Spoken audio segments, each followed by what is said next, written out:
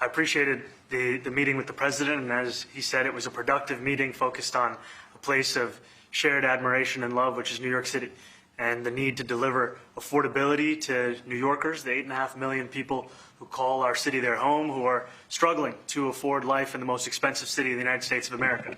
We spoke about rent, we spoke about groceries, we spoke about utilities, we spoke about the different ways in which people are being pushed out, and I appreciated the time with the president, I appreciated the conversation. I look forward to working together to deliver that affordability for New Yorkers. Thank you very much. Any questions, please? President Trump, Stephen Nelson from the New York Post. I've got a question for you and then also one for Mayor-elect. Sure. For you, you referred to Mr. Mamdani as a communist. Can you describe why you feel that way?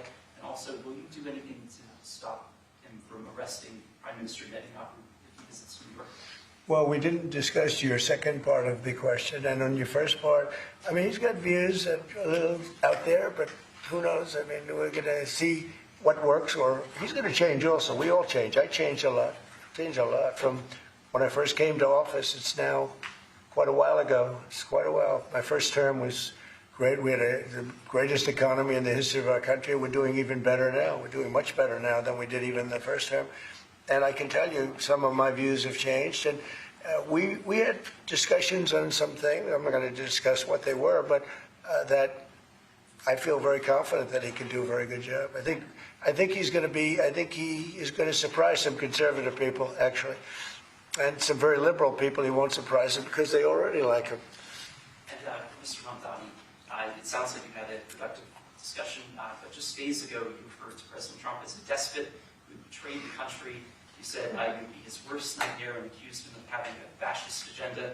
Are you planning to retract any of these remarks in order to improve your relationship? I think both President Trump and I, we are very clear about our positions and our views, and what I really appreciate about the president is that the meeting that we had focused not on places of disagreement, which there are many, and also focused on the shared purpose that we have in serving New Yorkers.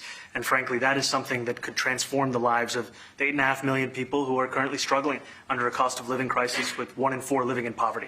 And the meeting came back again and again to what it could look like to lift those New Yorkers out of struggle and start to deliver them a city that they could do more than just struggle to afford it, but actually start to live in it. And I've been called much worse than a despot, so it's not that insulting. Maybe I think he'll change his mind after we get to working together. Yes, please. Mr. President, Anthony Rashad from MTV Lebanon. Good. I would like to ask you a question about the Middle East regarding Sure. you said that Hezbollah in Lebanon is not in a good position. And Lebanon now is the final unresolved after Gaza and Syria. Given your assessment, like what you say for the Lebanese today, it's the independent state in Lebanon. And what is your next move to push toward disarmament? Sure. Well, we are pushing for total disarmament of Hamas and, frankly, everybody else. And we actually have peace in the Middle East. As you know, the King of Saudi Arabia just left yesterday. We had some great meetings, and he's made a contribution toward the United States of more than $1 trillion. We have now over $20 trillion coming in. No country has ever had anything like that, not even close.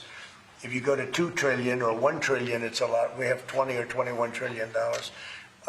I think that Hezbollah has been a problem in Lebanon, big problem. We're working with Lebanon. We're working with everybody in the Middle East. That's another thing I think we have in common. We want to see peace in the Middle East, and we actually have now, for the first time, peace in the Middle East after 3,000 years. And now we're going to refine it, and I think you're going to see some very positive things happen. There is a potential to invite the Lebanese president. Oh, sure. Oh, I would do that, absolutely. And if the mayor would like to be here for that meeting, because I know he feels very strongly. I think you feel very, very strongly about peace in the Middle East. We desperately want it, and that's something that I shared with the president, that when I spoke to New Yorkers who had voted for the president last November on Hillside Avenue and Fordham Road, I asked them why. I heard again and again 2 major reasons. One was that they wanted an end to forever wars. They wanted an end to the taxpayer dollars we had funding violations of human rights, and they wanted to address the cost of living crisis. And I appreciated the chance to discuss both of those things. He said a lot of my voters actually voted for him, and One in 10. And I'm okay with that.